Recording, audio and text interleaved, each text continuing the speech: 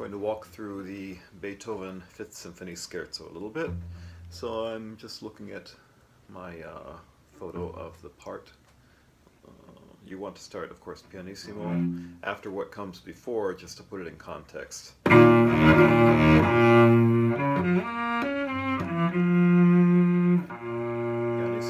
upper half of the bow, long note, then not too much, and close to the fingerboard, really kind of on the fingerboard. Smooth string crossings. Careful about the rhythm, always a pickup, da da da da, don, two, and then half note, of course, 2 beats, 1, 2. You don't want to use too much bow like I just did.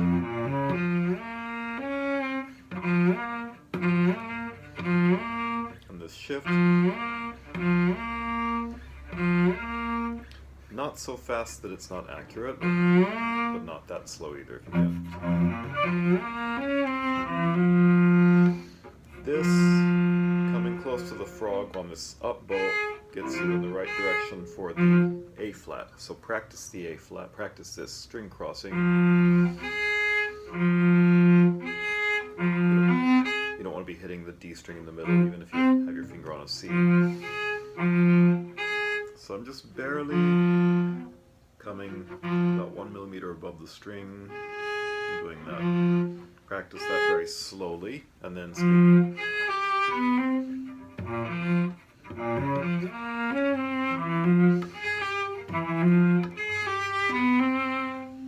Then I may have told you A string. If not, the fingering they have is also okay. You've got to practice that to play it well.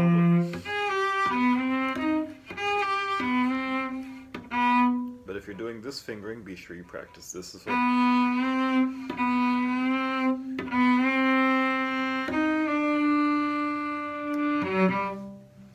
I'm just saying I would come back on the D string.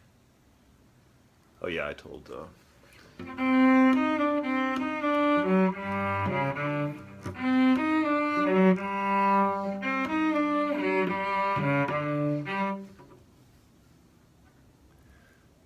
3, 4. Yeah, I'm not sure what I wrote in for one student.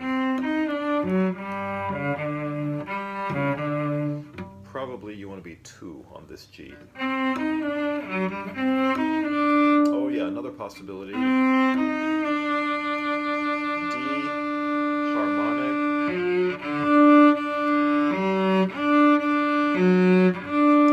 If you can find the F sharp reliably, you can do that and then play it softer.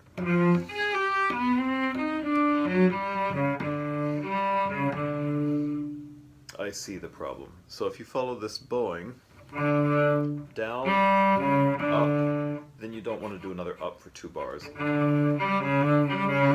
would have been totally the wrong part of the bow. There's some mistake there that hasn't been corrected. That also doesn't work. That would be the best, really, to get to be a down bow there.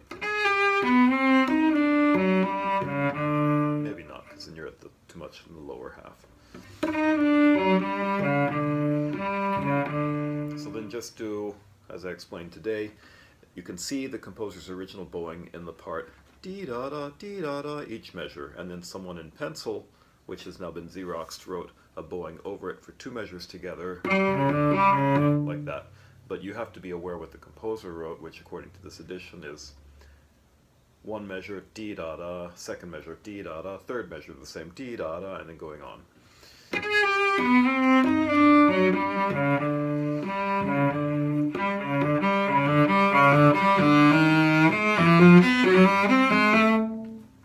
think the fingering that's there is work.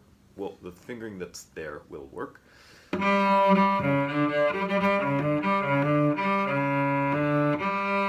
Open string here, probably. So angle's not so good for this, but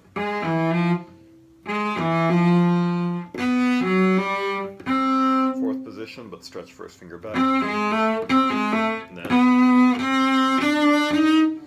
let me see if I can figure out, that's not the fingering I do, but the fingering I do may be more complicated than necessary.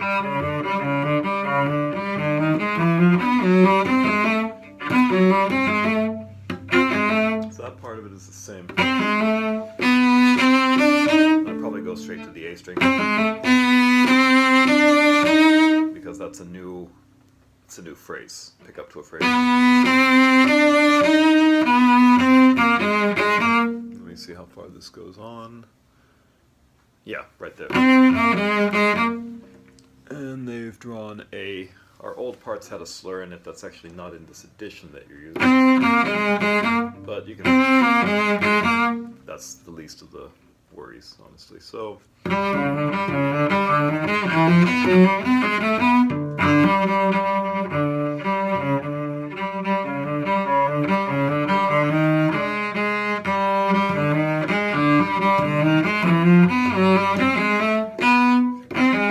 No, I think the fingering you have is actually better for you. Yeah, I'm not sure what I do now. So that's really all there is to that, but shifts have to be good.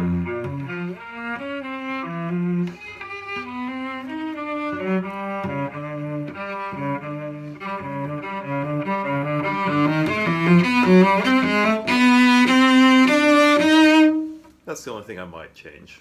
It's not here, 4 days before the audition. It's not the best time to change it, but that's good. Now the next one, okay, so of course the rhythm. Think of what comes before. Does that sound familiar?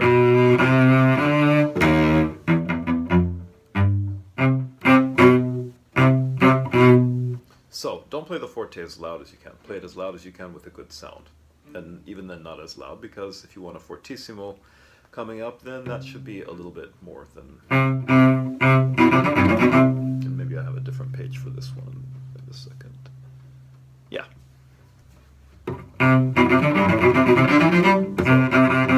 So the basic stroke is a very clean détaché. Since we're on the G string, it's not going to speak as well. If you have troubles, try it on the D string first. That makes my hand look like it's moving a lot more on this camera angle, but...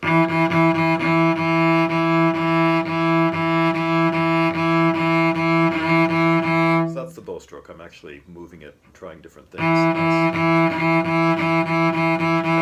angling the bow down. It really looks down from this camera angle.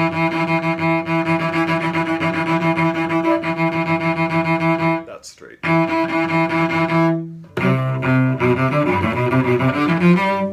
So if you have any trouble playing it and you play it the way I just did, those two measures, that sounds good enough to get you pretty far up, I would say. You're going to have other people that are going to... That actually sounds terrible, as, I don't think I have to tell you, you can hear it yourself. If I wanted to improve the stroke, first you want this basic, we call it détaché, it just means the bows are detached, not legato, not connected, and not short.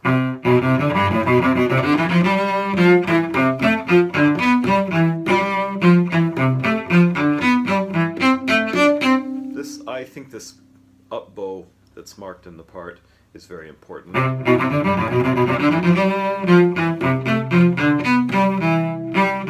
At this point on the C up bow that's marked, that's where the violas come in. When we play it in the orchestra, we always pull back a little bit there because we no longer have the melody the violas do. I point to the right because that's where the violas sit.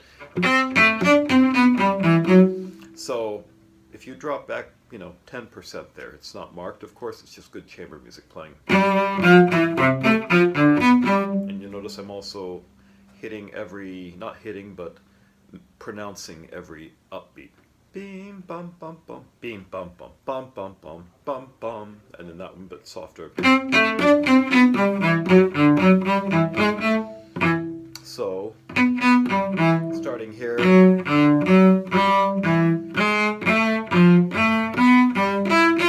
And going over fingering just a second. Second position, second finger, and this is open second position, like that. Okay. Oh, now I'm getting emails during the film, so.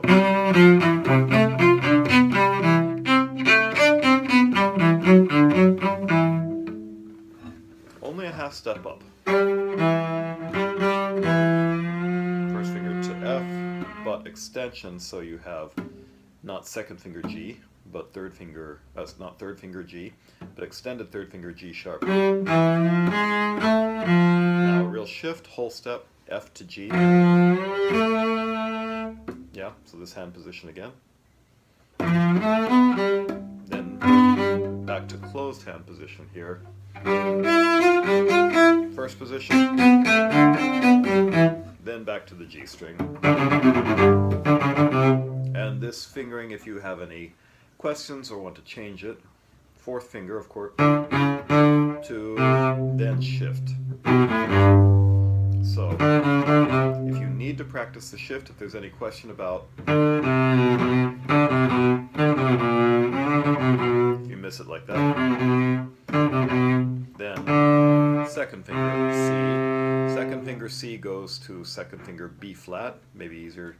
Not easier, but more correct to think of it as A sharp as a shifting note. Whole step. And then once you're in first position again, second finger on B flat or A sharp, drop the third finger on B natural. So when you play it fast, of course, you can see that I'm still doing it, but you don't hear the shifts. And that's actually a good way to practice shifting. It's good. It's useful for one other vibrato exercise that I haven't talked to anybody about in a while, but the former principal cellist of Dallas Symphony was quite an old woman when I was in high school.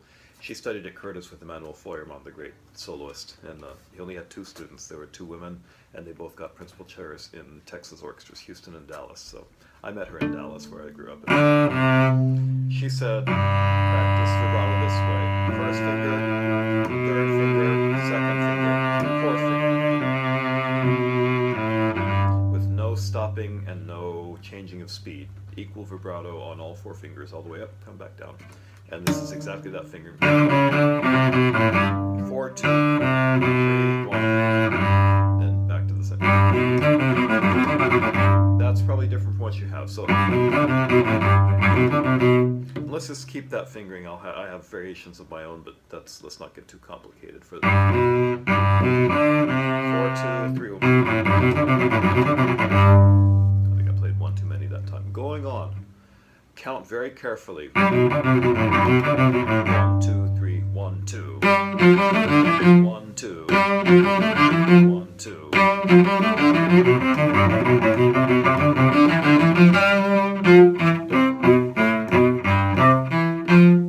You should have an up bow there. That's 2 up bows. It's perfectly fine to stay in first position. We don't play the open A much in Philly orchestras, so if you do play the open A, don't hit that one too hard. It's a little bit crescendo, dee dum bum bum, but it'll sound like, if it's too much, dee bum wah, so don't do that.